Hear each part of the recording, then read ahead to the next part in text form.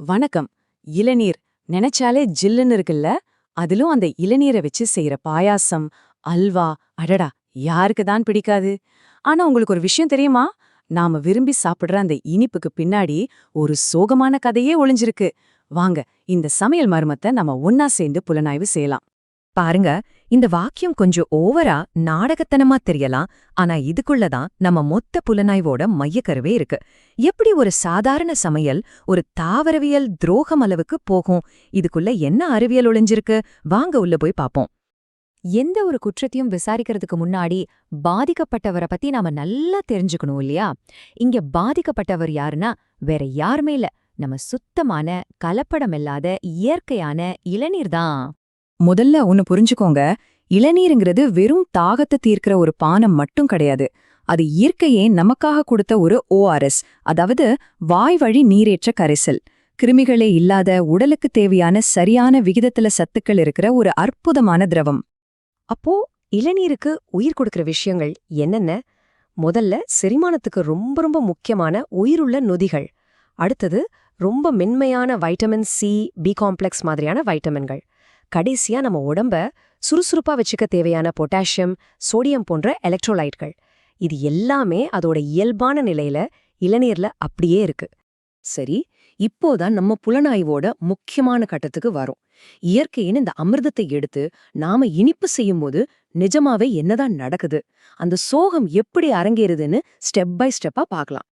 பாக்குறதுக்கு செய்முறை ரொம்ப சிம்பிள். சுத்தமான இளநீர் எடுத்துக்கிறோம், அதை நல்லா கொதிக்க வைக்கிறோம், அப்புறம் அதுல சர்க்கரையும் நெய்யையும் தாராளமா சேர்க்கிறோம். ஆனா இந்த மூணே படிகளுக்குள்ளதான் அந்த ஊட்டச்சத்து அழிவே நடக்குது. நம்ம புலனாய்வு இப்போ ஆரம்பமாகுது. இந்த சமையல் குற்றத்துல முதல் பலியாளி யாருன்னு தெரியுமா? இளநீர்ல இருக்கிற அந்த உயிருள்ள நொதிகள் தான். சரி, ஒரு சின்ன கேள்வி. இந்த நொதிகள் எல்லாம் ரொம்ப பலவீனமானவைன்னு சொன்னேன் இல்லையா? அப்போ எந்த வெப்பநிலையில இந்த பாதிப்பா ஆரம்பிக்கும்னு நீங்க நினைக்கிறீங்க? கொஞ்சம் யோசிச்சு பாருங்களே. ஆச்சரியமா இருக்கா? வெறும் 40 டிகிரி செல்சியஸ்லயே பாதிப்பு ஆரம்பிச்சிடுது. அதாவது நம்ம உடல் வெப்பநிலையை விட கொஞ்சம் சூடு ஏறினாலே போதும், இளநீர்ல இருக்கிற அந்த முக்கியமான நொதிகள் அதோட தன்மையை இழக்க ஆரம்பிச்சிடும். இதுக்கு சயின்ஸ்ல சொல்ற பேரு தான் என்சைம் டீநேச்சுரேஷன், அதாவது நொதிகளோட இயல்பு தெரிஞ்சு போறது. ரொம்ப சிம்பிளா சொல்லணும்னா, வெப்பம் அந்த நொதிகளோட வடிவத்தையே மாத்திடுது, அதோட சக்தியை சாகடிச்சிடுதுன்னு வச்சுக்கோங்களேன். இதனால செரிமானத்துக்கு உதவ வேண்டிய அந்த நொதிகள் இப்போ எதுக்குமே பிரயோஜனம் இல்லாம போயிடுது. அதோட கதை முடிஞ்சுது. நம்ம விசாரணை இன்னும் முடியல. நொதிகளுக்கு அடுத்தபடியா வெப்பத்தால பாதிக்கப்படுற முக்கியமான ஆள் யாருன்னா அது வைட்டமின்கள் தான். இந்த ஒப்பீடு ரொம்பவே தெளிவா எல்லாத்தையும் சொல்லுது. சூடுபடுத்துறதுக்கு முன்னாடி வைட்டமின் சி, பி காம்ப்ளெக்ஸ்னு சத்துக்கள் நிறைஞ்சிருந்த இளநீர் நல்லா கொதிக்க வச்சதுக்கு அப்புறம் ஊட்டச்சத்து ரீதியா ஒரு காலி டப்பா மாதிரி ஆகிடுது. அவ்ளோ சத்துக்களும் காத்தோட காத்தா போயிடுது. இந்த மொத்த குற்றச்சம்பவத்திலையும் வெப்பம் மட்டும்தான் குற்றவாளின்னு நினைச்சீங்களா? இல்லவே இல்ல. அதுக்கு ஒரு முக்கியமான கூட்டாளி இருக்கு. அது வேற யாரும் இல்ல, நாம சேர்க்கிற அந்த சக்கரை தான். இதுக்கு மெய்லாட் வினைன்னு பேரு. அதாவது அதிக வெப்பத்துல இளநீர்ல இருக்கிற கொஞ்ச நஞ்ச புரதங்களும் நம்ம சேர்க்கிற சர்க்கரையும் ஒன்னா சேர்ந்து ஒரு கெமிக்கல் ரியாக்ஷன் நடத்துது.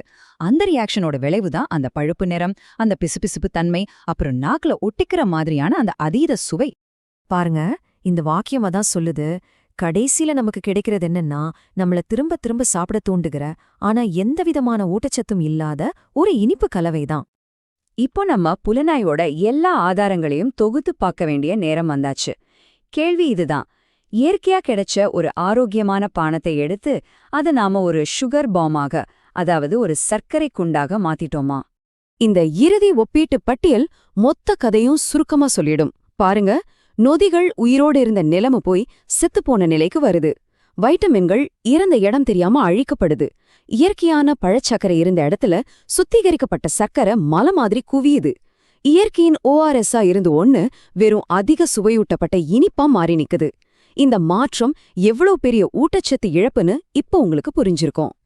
இறுதியா சொல்லப்போனா, இளநீர் பாயாசமோ அல்வாவோ ஒரு சுவையான இனிப்புங்கிறத நம்மளால மறுக்கவே முடியாது. ஆனா அதே நேரத்துல அது ஒரு ஊட்டச்சத்து சோகம்ங்கிறதும் மறுக்க முடியாத உண்மை. இனிமே சுவைக்கு முக்கியத்துவம் கொடுக்கறதா இல்ல சத்துக்கு முக்கியத்துவம் கொடுக்கறதாங்கிற முடிவு அது உங்க கையில தான் இருக்கு.